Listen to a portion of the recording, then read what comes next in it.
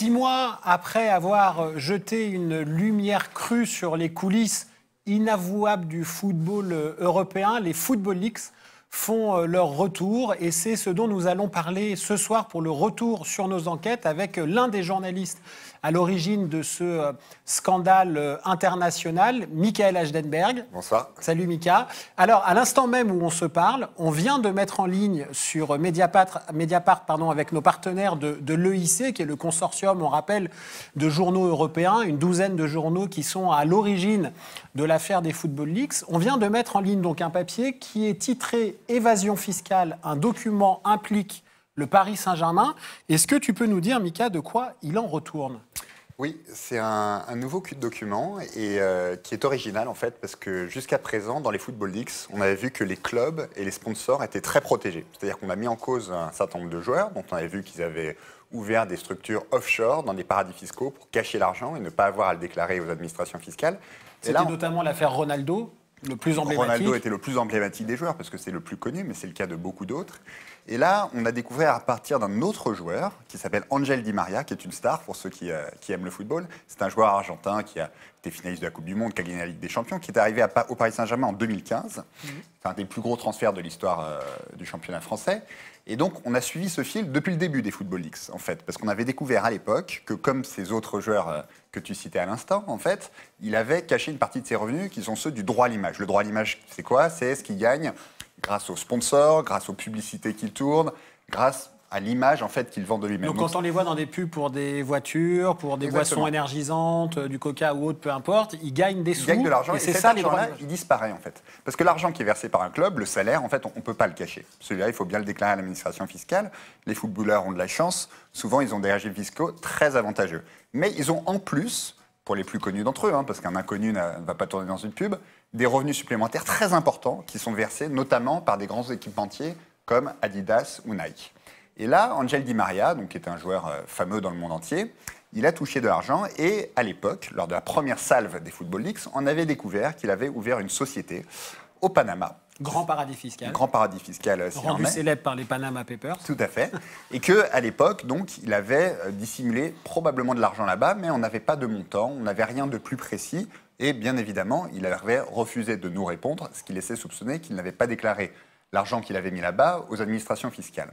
Or là, grâce à une découverte de notre partenaire hollandais au sein du consortium, le quotidien de la NRC, on a appris de nouvelles choses à partir de nouveaux documents. Donc là, ce ne sont même plus des Football Leaks, ce sont de nouvelles sources qui nous permettent d'avoir des informations et qui nous permettent d'avoir le détail de ce qu'a fait Ángel Di María, des sommes qui ont pu passer par ces structures.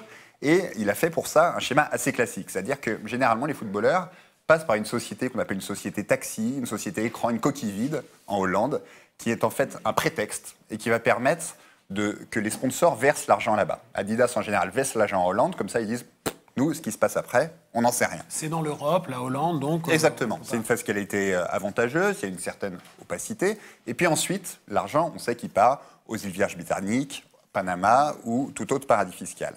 Et donc, c'est ce schéma-là qui est fait systématiquement. Ça peut être la Hollande, ça peut être l'Irlande. C'est ce qu'on a découvert à travers les Football Leaks. Sauf que là, en fait, on a mis la main sur un contrat qui est très intéressant. Pourquoi? Parce qu'il est signé par le PSG. Lui-même, le club. Par le club. Le numéro 2 du PSG, Jean-Claude Blanc, qui appose sa signature le jour même de la signature du contrat d'Ángel Di María au Paris Saint-Germain. Et qui dit quoi? Qui dit qu'en fait, dans ce contrat, on voit que le PSG est parfaitement au courant qu'Ángel Di María a un compte au Panama. En réalité, un compte en Suisse, puisque cette structure au Panama ouvre un compte en Suisse. Et donc, qu'à l'époque des Football Leaks, quand il s'est fait tout petit et qu'il a fait comme s'il découvrait l'affaire, enfin, il ne réagissait pas, comme s'il n'était pas mêlé de près ou de loin à cette affaire-là et que ça concernait un joueur et ses affaires privées. En réalité, depuis le début, il est parfaitement au courant. Et pire que ça, le PSG était intéressé sur ces contrats. Il est dit dans ce contrat que si le PSG aide le joueur à trouver des nouveaux sponsors, par exemple, Ángel Di María a signé un contrat avec Electronic Arts, qui est cette entreprise qui fait... jeux vidéo. Exactement, de jeux vidéo. Eh ben, le PSG touchera de l'argent. Donc il est intéressé au nouveau contrat de Di María et il sait que l'argent de Di María part dans un paradis fiscal. Transite par les paradis fiscaux. Exactement. Alors, avant de revenir sur l'enjeu, notamment pour le PSG, de ces révélations, on va regarder une petite séquence du documentaire que l'émission Complément d'enquête de France 2 réalisé par nos amis de Première Ligne, la société de production, et Luc Hermann, avait consacré au montage brumeux des offshore de Angel Di Maria. Angel Di Maria, l'ailier du PSG. Il a gagné la Ligue des Champions et joué la finale de la Coupe du Monde. C'est surtout le joueur le plus cher de l'histoire du football en montant de transferts cumulés. Au total, 180 millions d'euros ont été dépensés pour le faire venir dans ses clubs successifs. Jorge Mendes est aussi son agent, comme Cristiano Ronaldo. Et comme Ronaldo, il aime bien les gros bolides. Lui aussi, bien sûr, reçoit d'importants revenus des droits à l'image versés par des sponsors. Comme par exemple cette boisson énergisante venue d'Asie. En 2014, alors qu'il joue à Manchester United, il accepte de tourner dans une publicité pour cette boisson. On le voit ici s'amuser avec un autre joueur, Robin van Persie. Et ça ne va pas lui prendre beaucoup de temps, 5 heures de tournage, coiffure et maquillage compris. Et pour cela, selon le contrat, il va toucher 150 000 euros. Mais en regardant les documents des Football Leaks, on comprend que Di Maria a une exigence, que l'argent soit versé d'abord au Royaume-Uni avant d'arriver au Panama, un autre paradis fiscal réputé, sur le compte d'une autre société qui lui appartient, Sunpex. Angel Di Maria signe lui-même le contrat. Et ça aussi, c'est carton rouge pour soupçon de dissimulation. Alors, Mickaël, complément d'enquête nous dit, là, c'est carton rouge pour soupçon de dissimulation fiscale d'Angel Di Maria avec la fameuse société Sunpex, toujours des noms un peu exotiques comme ça, au Panama. C'est cette société qui est notamment citée dans le document que nous révélons sur le PSG ce soir. C'est la même société. Alors, quel est l'enjeu, les éventuelles conséquences de ces révélations qui, pour la première fois, viennent impliquer, j'ai envie de dire un peu structurellement, le club parisien dans ses compromis au regard des premières révélations des Football Leaks? Là, il y a un double enjeu pour le Paris Saint-Germain. Déjà, il y a un enjeu d'image. Parce que les Parisiens, et notamment les propriétaires qataris, font très attention à ça. Depuis qu'ils sont arrivés en France, ils veulent absolument que tout soit parfait. Et ils prétendent, ils affirment qu'ils font tout dans les règles et qu'ils font très attention à ça. Or là, ils sont pris en flagrant délit. Si ce n'est ils ne sont pas coupables, attention. Mais enfin, ils sont au courant et ils ferment les yeux. Donc on peut leur dire, vous êtes complices et vous faites semblant de ne pas savoir. C'est une première chose. Et deuxième chose, il y a un enjeu encore plus fort qui est l'enjeu judiciaire. Parce que suite à nos révélations, le parquet national financier, en France, a ouvert une enquête. Ça n'a pas été le cas dans tous les pays. Il y a des pays où on a préféré fermer les yeux. Il y a eu des pudeurs de gazelle sur les révélations de Football Leaks. Voilà. En France, il y a une enquête qui a été ouverte, et notamment sur Angel Di Maria et un de ses coéquipiers au PSG, un autre joueur argentin, Javier Pastore, pour savoir s'ils avaient dissimulé de l'argent. Il faut savoir que depuis la révélation de ces faits en décembre 2016, on a appris qu'Angel Di Maria avait été condamné en Espagne pour fraude fiscale pour les années 2012-2013. Donc on ne sait pas exactement ce qu'ils ont trouvé, mais on sait qu'il a dû rembourser 1,3 million d'euros et qu'il a été condamné par ailleurs à 2 millions d'euros supplémentaires d'amende. Donc dans ce contexte-là, bien sûr, ça va nourrir l'enquête judiciaire. Il y a des nouveaux éléments assez précis sur les circuits financiers qu'on peut retrouver dans l'article. Et puis, donc, il y a le rôle du Paris Saint-Germain, parce que c'est le PSG finalement de ces joueurs et de leur droit à l'image? Parce qu'il y a bien un moment où ils se posent la question quand même. Ils savent que ces joueurs, qui sont sous contrat avec eux, ils ont des contrats de ci, de là, et ils doivent bien se demander où va l'argent. Donc ils vont devoir, à mon avis, répondre de ça devant la justice. D'autant qu'on a déjà vu à la lumière des Football Leaks, tu me dis si je me trompe, que d'autres clubs, je crois que c'était Porto notamment, avaient fait attention à ce type de montage et avaient empêché, en tout cas, de se retrouver lui-même impliqué dans ce type de circuit financier tortueux parce que douteux. Oui, c'était pas Porto, c'était Séville. Séville, pardon. Qui avait effectivement dit à un moment, on arrête, on ne sait pas où va l'argent, c'est trop dangereux, on n'y va pas. Donc c'est possible de dire non. C'est tout à fait possible. Et d'ailleurs, on le voit aussi dans l'histoire qu'on raconte aujourd'hui, la société fiduciaire qui gère l'argent de Di Maria, il y a des gens qui réagissent comme ça après les Football Leaks. on a les échanges de courriers dont on donne le contenu dans l'article aujourd'hui, où on voit des salariés qui disent « Mais attendez, après les Football Leagues, là, on ne peut pas continuer comme ça, c'est pas possible. » Et il y a un salarié qui dit même « Moi, si vous ne me garantissez pas, si vous ne m'apportez pas des preuves qu'Angel Di Maria paye ses impôts, je ne veux pas faire ce virement au Panama. » Donc la moralisation du football, elle n'est pas si compliquée que ça quand on se soucie un tout petit peu d'où vient et où va l'argent. Et la réponse qui lui est faite, hypocrite ou pas, c'est de dire, pour l'instant, un jour on mettra fin à ça, effectivement. Qui dit ça? La direction de cette société fiduciaire. Ouais. Mais pour l'instant, on est engagé par des contrats, donc on va jusqu'au bout et on continue. Et l'argent est versé à Panama. C'est-à-dire qu'Angel Di Maria, en dépit du fait qu'il a été condamné en Espagne, qu'il a eu une enquête sur lui en France, qu'il y a eu des articles partout dans le monde, hein, y compris en Argentine, etc. Oui, c'est une star argentine. Il continue. L'argent continue d'être versé à Panama. Donc il n'y a pas de leçon tirée effective pour l'instant? Pour l'instant, non. L'impression qu'on a aussi, c'est qu'un certain nombre de joueurs, voire de clubs, voire d'agents, se disent qu'en fait, c'est un mauvais moment à passer. Ah oui. C'est-à-dire que quand on a sorti les Football Leagues fin décembre, durant tout le mois de décembre, on en a énormément parlé quand même. Ouais. Pendant 3 semaines, le super agent Jorge Mendes, qui était évoqué là, qui a été l'agent de Di Maria et qui ne l'est plus en réalité, a-t-on appris à l'occasion de cet article. À cause des Football Leagues? Non, pas à cause des Football Leagues. Di Maria, il était l'agent de Di Maria, mais il prenait 10% sur chaque opération de Di Maria. Di Maria a trouvé que c'était trop. Donc il a préféré changer. Voilà, il a préféré changer. Mais en tout cas, bon, ça a été la tempête pendant quelques semaines, et puis ça passe.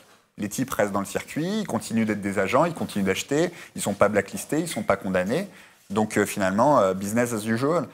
Alors sur la question justement du contrôle, il y a la question qui se pose quand même sur ce type de pratique de l'État français, des ministères concernés. J'ai le souvenir que le secrétaire d'État au sport, délégué au sport, Thierry Braillard, avait eu une déclaration au moment de la révélation des Football Leagues, notamment sur le PSG, pour se tenir à distance de tout ça et dire non mais le club n'est pas concerné par cette affaire. Qu'est-ce que peut faire concrètement l'État pour empêcher ce type de pratique, ou plutôt qu'est-ce qu'il ne fait pas pour qu'on n'ait pas à chaque fois à se retrouver sur ce que tu dis toi-même, ce mauvais moment à passer pour les clubs, les joueurs, les agents et toute cette super offshore qui dissimule de l'argent qui appartient à tout le monde, qui profite à la société et qui en fait permet que les pratiques se poursuivent. En fait, il pourrait y avoir une certaine pression qui pourrait être faite. C'est-à-dire que là, la première action, c'est de protéger à la fois les footballeurs et les clubs. L'intérêt supérieur de la nation, c'est que le football se porte bien. Donc tout est fait pour que ça puisse se continuer. Et puis surtout, attention, ça pourrait nuire à la compétitivité de la France dans les grandes compétitions européennes. Donc il ne faut pas toucher à ça. C'est les débats habituels. On réfléchit plus à comment aménager des régimes fiscaux plus avantageux pour les joueurs et pas tellement à comment réprimer l'évasion fiscale. Qui sont des débats qu'on connaît pour les grandes multinationales face à la corruption. Hein. C'est la même exactement chose. Les mêmes propos. Voilà. Hein, c'est ça. Mais donc nous, on débat plutôt on se plaint des grands joueurs qui partent à l'étranger et on ne réfléchit pas tellement au reste. Donc là, c'est plutôt entre les mains de la justice. Le problème, c'est que souvent, en France, il y a eu des affaires judiciaires. Hein. On l'a vu autour de l'OM, on l'a vu autour d'autres grands clubs. Des agents ont été condamnés, des clubs ont été condamnés, des dirigeants ont été condamnés. Et puis ça recommence, en fait. On n'arrive pas à stopper la machine. Alors, tu parlais de grands joueurs internationaux. Il y en a un qu'on connaît très bien en France, Paul Pogba, qui joue aujourd'hui à Manchester. Alors ça, c'était les révélations d'hier de Mediapart et du consortium de l'EIC sur les Football Leagues. On a raconté que le transfert de la Juventus de Turin à Manchester de Paul Pogba, qui est consacré comme, je crois, le plus grand transfert de l'histoire du football, au moins 105 millions d'euros, on va voir que c'est peut-être plus, est aujourd'hui examiné par la FIFA qui a ouvert une enquête sur ce transfert. Qu'est-ce qui est problématique sur ce transfert, fût-il le plus cher du monde? Après tout, ils peuvent faire ce qu'ils veulent. Pogba, c'est une affaire extraordinaire. C'est une affaire de A à Z.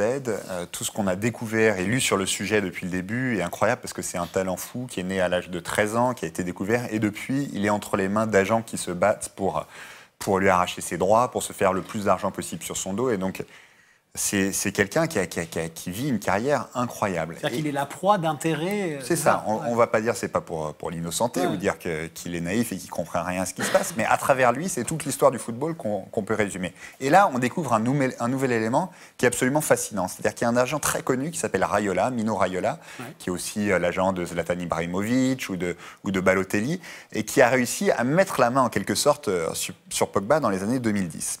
Et le droit à l'image de Pogba, ça vaut très cher parce que tu le disais, il y a sa coiffure, mais il y a aussi ses excentricités. Non, mais c'est un personnage, je veux dire, et ça joue beaucoup entre quelqu'un de fade, austère, et puis un personnage comme Paul Pogba. Il y a une énorme différence. Donc on sait que ce joueur, il vaut énormément d'argent, donc c'était très important de qui allait mettre la main dessus. C'est Mino Raiola qui a réussi.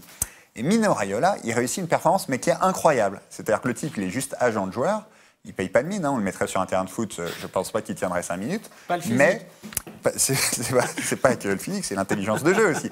Et en fait, sur le transfert de Pogba, qui coûte non pas 105, mais 127 millions d'euros, ce qui en fait le transfert le plus cher de l'histoire du football. Donc on est d'accord, pour un joueur, on parle de 127 millions d'euros. Voilà. Mais le joueur, il ne vaut pas 127 millions d'euros. Ah. Le joueur, il vaut 78 millions d'euros. Mais Raiola, il a gagné tout le reste.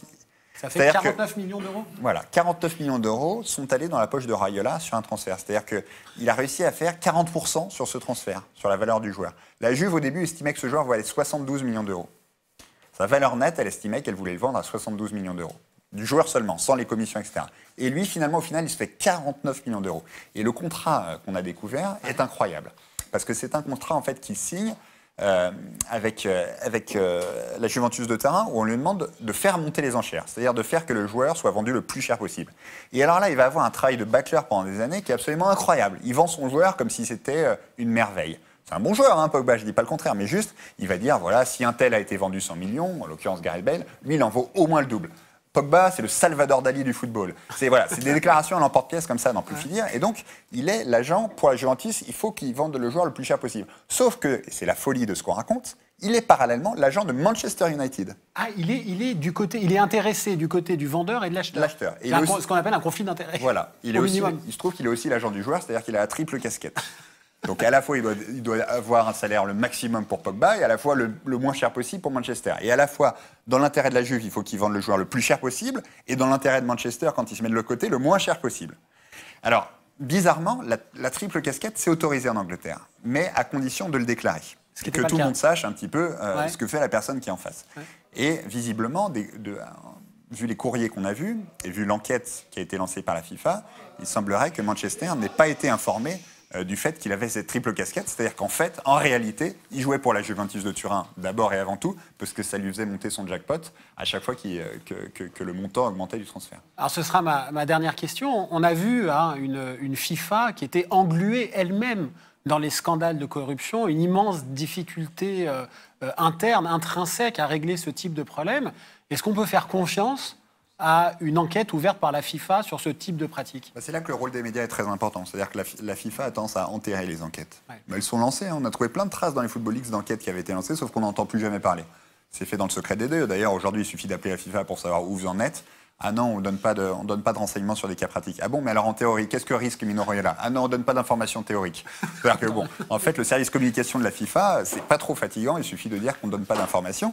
Et si on fait rien et si les médias ne relayent pas, il y a de bonnes chances que ça soit enterré, parce que Mino Raiola, c'est un personnage, et en réalité, il a des amis partout, et personne n'a envie de le tuer au sein des instances, je pense, du football mondial. Donc on verra bien. Peut-être que je m'avance, et peut-être qu'il y aura une bonne surprise. Mais le rôle des médias et des journaux comme Mediapart sera absolument essentiel dans cette histoire. Alors évidemment, on suit tout ça. Mika, je précise quand même que tu es un supporter du Red Star de Saint-Ouen. On n'a rien trouvé dans les Football Leaks. Hein. Rien, Saint-Ouen et Red Star n'est pas impliqué. Rien.